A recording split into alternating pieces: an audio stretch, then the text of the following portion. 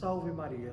Hoje, dia 21 de abril de 2021, da terceira semana da Páscoa, quarta-feira, e o Evangelho de hoje encontra-se em João, no capítulo 6, nos versículos do 35 ao 40. Do Evangelho segundo João. Naquele tempo disse Jesus à multidão: Eu sou o pão da vida. Quem vem a mim não terá mais fome, e quem crê em mim nunca mais terá sede. Eu, porém, vos disse que vós me vistes, mas não acreditais. Todos os que o Pai me confia virão a mim, e quando vierem, não os afastarei. Pois eu desci do céu, não para fazer a minha vontade, mas a vontade daquele que me enviou. E esta é a vontade daquele que me enviou, que eu não perca nenhum daqueles que ele me deu, mas os ressuscite no último dia. Pois esta é a vontade do meu Pai, que toda pessoa que vê o Filho e nele crê, tenha a vida eterna. E eu o ressuscitarei no último dia. Palavra da salvação, glória a vós, Senhor. Caríssimos, continuamos no discurso de Jesus como o pão, capítulo 6 do Evangelho de São João. Jesus hoje nos fala, Eu sou o pão da vida, quem vem a mim não terá fome, quem crê em mim não terá mais sede. É a conclusão do Evangelho de ontem, Mas nesta realidade, então, o pão que dá a vida, este mesmo pão, que nós vamos ao encontro de Jesus e ele nos sacia a nossa fome de Deus, essa fome de eternidade. E depois, crendo no Cristo, não teremos mais sede. Ou seja, crer no Cristo, ir ao encontro dele, nos sacia tanto a fome como a sede. Ou seja, Jesus vai saciar todo o nosso desejo do céu, desejo de eternidade.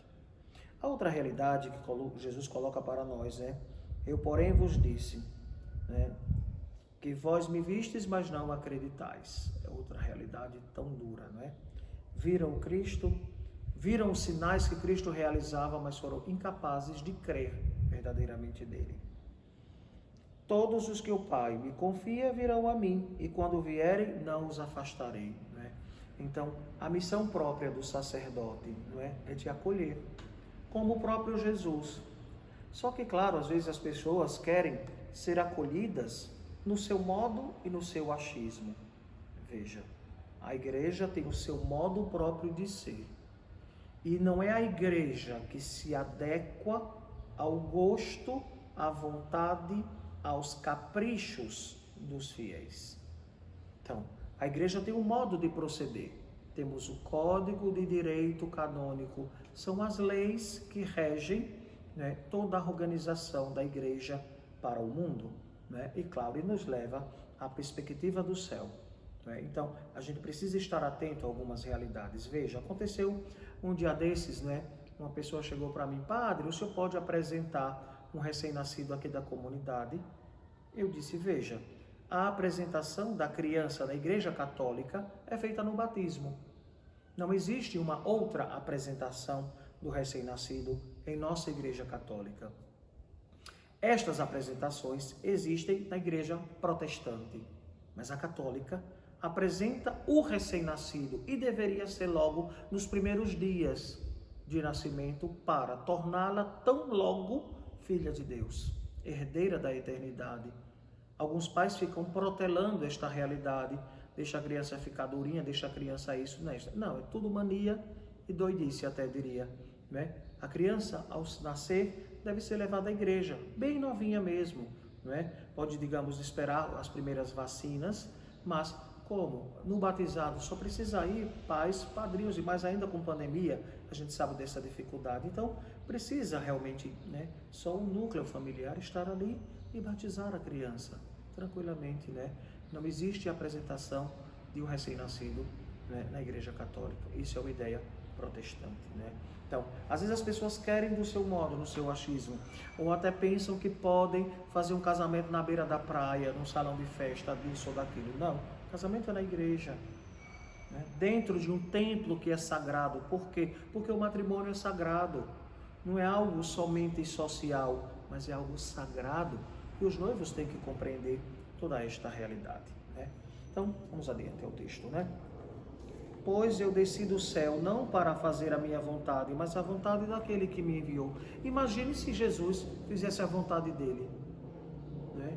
Se não fosse a vontade do Pai, né? Então, nós devemos viver e fazer sempre a vontade daquele que nos amou, que se entregou por nós. É a vontade do Cristo na nossa vida. E qual é esta vontade? Que sejamos santos, que sejamos verdadeiros e autênticos filhos de Deus. E esta é a vontade daquele que me enviou, que eu não perca nenhum daqueles que ele me deu, mas os ressuscite no último dia. Né? Veja, esta realidade é tão forte para a nossa vida, não é? Porque Jesus não quer nos perder. Aí você pergunta, e como algumas pessoas se perdem? Foi porque Jesus os abandonou? Não, porque as pessoas abandonaram a Jesus. E abandonar o Cristo já é o último passo realmente, né? Porque deixam a vida de oração, deixam de vir à missa, né? E com pandemia, né? Se é do grupo de risco, deve participar, né? Assistindo pela televisão, assistindo pelo YouTube, ou sei lá, ou pelo Instagram, pelo Face, por tantos meios de comunicação que existem hoje. Mas, por preguiça, por comodismo, não é? Deixam de frequentar a igreja. Por quê? A Eucaristia, não é a reunião na eclesia, na igreja, onde todos nós nos reunimos para levar oração ao Pai, a grande ação de graças de todo católico, não é? Que a igreja já nos permite desde o sábado à tarde, todo o domingo, para agradecermos a Deus, para louvar e bendizer o nome do Senhor, para cumprir o mandamento da lei de Deus. Olha, lembrando, né? Quem não cumpre os mandamentos é mentiroso. Diz que crê em Jesus, que ama Jesus, mas não vai para a missa. Que fé é esta? Que Deus é esse que você crê? O Senhor esteja convosco. Ele está no meio de nós. Abençoe-vos o Deus Todo-Poderoso, Pai, Filho e Espírito Santo. Amém.